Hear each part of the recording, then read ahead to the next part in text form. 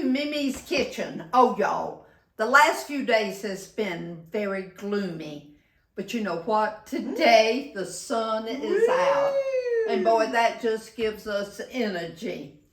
Y'all, I am going to make a classic today. Now, this is one of my most requested recipes.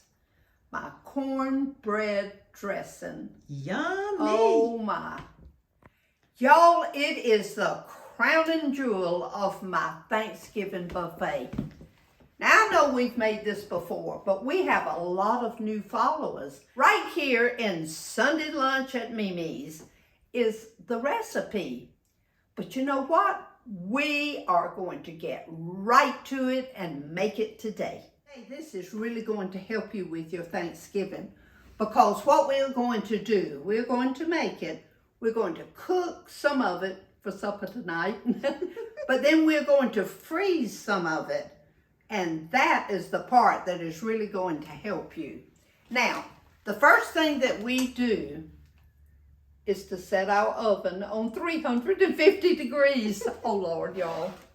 Right there, 350 degrees. That goes right along with our classic. All right, the first thing that we do is to make our cornbread. Now, y'all, I use the Martha White hot rise. Be sure you get that hot rise. Now, I've doubled the recipe because you're going to need this at 9 by 13 to make it. So I follow these instructions exactly like they are on the back. There's nothing different about it. I cook that, I cook my cornbread, and now it's ready for the dressing. Okay, now, the first thing we do is to crumble our cornbread. And y'all, when I say crumble, I mean really, now really crumble it. And my hands are clean. They were clean. They are clean. All right, so it's just easier. God gave us our hands to use, you know what? And I'm using mine. Now, if you have any little hard pieces in here, you know how cornbread does in the corners. You know, it'll have those little hard pieces. Well, don't use those. Eat them. It just needs to be very fine. See, you got to reach down in there and get all of that. Oh, yes. That was a hard piece. I've used all kinds of cornbread mix. And I have found that the Martha White is perfect. It has the right kind of texture that I like. Oh, y'all, it is so good.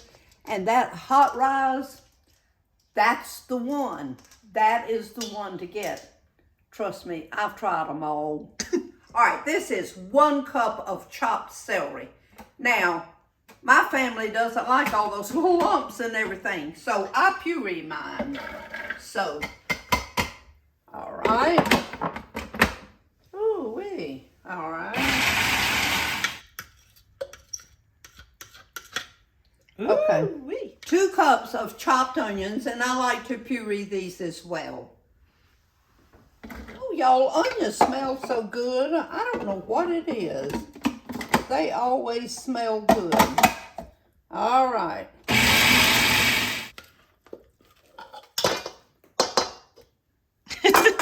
Sorry about that. I get called on the carpet all the time about you didn't get everything out of there. So, we'll be right back while I get it all out of here, y'all. Okay. Oh, happy dance, y'all. 1 stick of melted butter. What in the world would a classic be without a stick of butter? Okay, while that butter's melting, y'all, we're going to add 2 beaten eggs. Oh my. Okay. Okay, let's add that right there. Oh boy.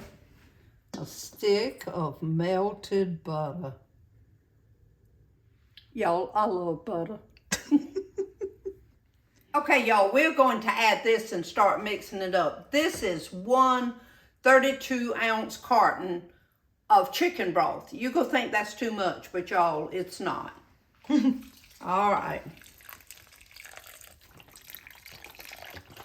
Put that in there. Y'all, this smells so good. Oh my glory. It does. Starting to smell like Thanksgiving, Mimi. Yeah, it does. It smells like Thanksgiving. Mix all of these ingredients until they're well acquainted. Now, I'm going to add some more chicken broth. This just is not soupy enough. I'm not going to add this whole carton. I'm going to add probably about half of it. Let's see. Okay, I think that's about half. Anyway, y'all, now dressing will dry out while it's cooking. So you want to be sure that it's nice and kind of soupy, really. Now that's about the consistency you want it, y'all, because, oh my goodness. Yeah, now see, you can almost see your chicken broth kind of pooling on the sides. Yeah, pooling on the side. Y'all, I fessed up last time in my video about this. I made this mistake of saying that my family didn't like sage, so we used poultry seasoning. Well, guess what? About 500 people told me. That has sage in it, and it does, but it doesn't have a lot, y'all. Now, we're going to add 2 teaspoons of this. Now, if you like sage, and a lot of people do, hey, that's fine. Add it, go for it. But my family doesn't care for a lot of sage. So, this is all we're going to add. There's plenty of seasoning in this. You got your celery, you've got your onion, you've got a stick of butter. Oh my goodness, yes. Y'all, I don't know why I don't make dressing very often. And I guess that's why it's so special at Thanksgiving. But every once in a while I make it for Sunday lunch. But oh mercy, not often enough. Y'all, the beauty of this recipe is it can be frozen. Now you can freeze all of it if you want to. But today we are going to bake one, and I have greased this pan, and then we are going to freeze one. Woo! So, oh goodness, and don't you know I'll be so happy at Thanksgiving when I remember, oh, I've got my dressing already made. All I got to do is get it out and cook it. All right, so we go make this today. This is going to be kind of a test run, y'all. Make sure we got it right. Yeah, make sure we got it right. It's been almost a year since I've made it, y'all. So now, let's set this aside, KK. And I've greased my pan here, y'all, so it'll be ready. Y'all, anything you can do ahead is always good. Okay. Now, oh y'all, it smells so good. Okay, y'all, this one is going in the freezer. Now, what you will do is on Wednesday night, you will take this out of the freezer and put it in your refrigerator so it can thaw. And then on Thanksgiving morning, you will put it in your oven on 350 degrees and you'll bake it for an hour. And I will show you how to check it to be sure that it's done. Okay, y'all, I had to be sure that this is perfect for Thanksgiving Day. So I put just a little bit in this dish. Now I'm going to bake it not as long because we don't have as much in here, okay, Kay? On the bottom rack. All right, I'm gonna set my timer on 30 minutes just to be as a starter, and we'll check it then and see how it is. See you later. Okay, y'all, that was the magic sound. Now, let's check. Oh yeah, that is done, y'all. We're gonna take it out. And let it cool. And let it cool before we taste it. Y'all, before we test this, I want to share one of my Thanksgiving memories with you. Y'all, when I was little or young or whatever you want to say, we would gather at my grandmother's for Thanksgiving.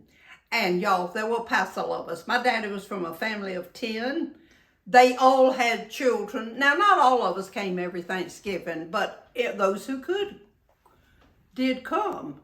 And y'all, after lunch, we would start the process of making our cane syrup.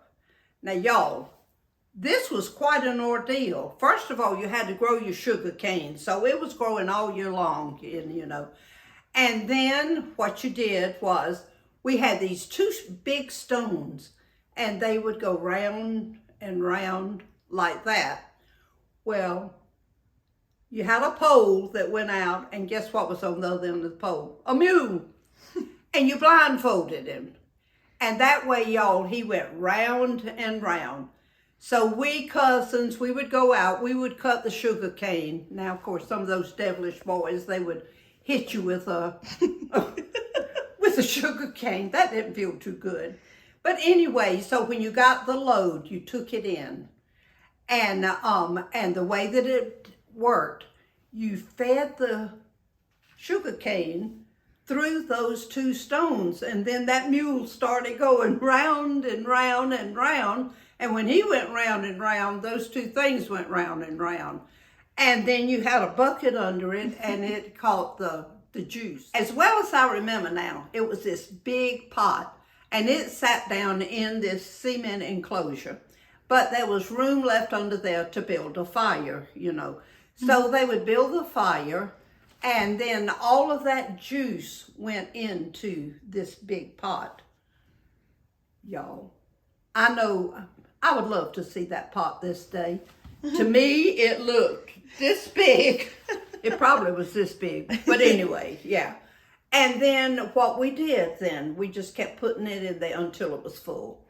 And then the fire would boil that juice, and y'all, it would cook, and it would cook, and it would cook. And then that made the syrup. And then it was put into jars. Now, I think I remember it was pretty big because it made enough syrup for all our families to have until the next Thanksgiving. Oh, y'all, that was such a wonderful memory. Oh, guess what? And then we'd go back inside, and then we would eat the leftovers. Oh, gosh, that was just a wonderful time. Okay, y'all, I'm going to get a bite of this. Now, we got to be sure this is right for Thanksgiving. Of course, at Thanksgiving, now, we're going to have gravy on it. That makes it even better. Uh-huh. Okay, Kay. Perfect. I've already tried it. Absolutely perfect. I agree. Y'all, I hope this makes it to supper. Oh, gosh, it is so good. Everybody have a wonderful week this week, and everybody remember, shine for Jesus.